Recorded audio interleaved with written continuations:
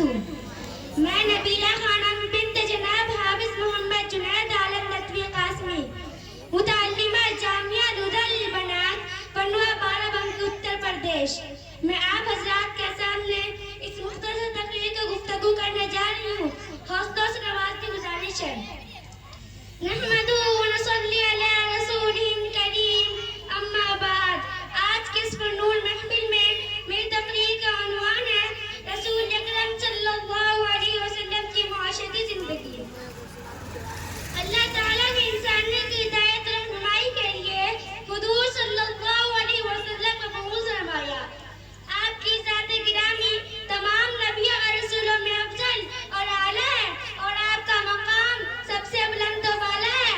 آپ خیر البشر، آپ سید الانبیاء ہیں، اور آپ سید المرسلین اور تمام نبیوں اور رسولوں میں افضل اور اعلیٰ ہے۔ آپ جس شہر میں تشریف لائے وہ تمام شہروں میں افضل، آپ جو کتاب لائے وہ تمام کتابوں میں افضل، آپ جس خاندان میں پیدا ہوئے وہ تمام خاندان میں افضل۔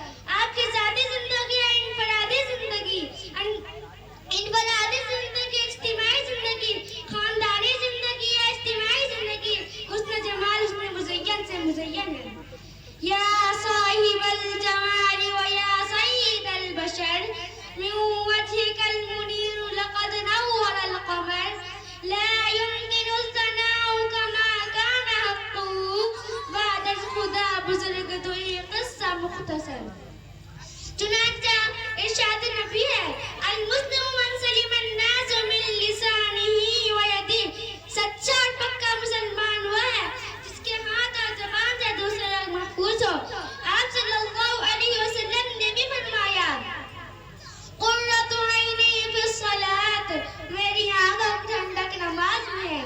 آپ صلی اللہ علیہ وسلم نے بھی فرمایا من صمت نجا، جس نے خاموشی اختیار کی اس نے نجات پائی۔ آپ صلی اللہ علیہ وسلم نے بھی فرمایا جب سونے لگا تو اللہم بسمک اموت و احیا پڑھا کرو، اور جب بیدار ہو جائے کرے تو الحمدللہ الذی احیانا بعد ما اماتنا و الیہ النشور پڑھا کرو۔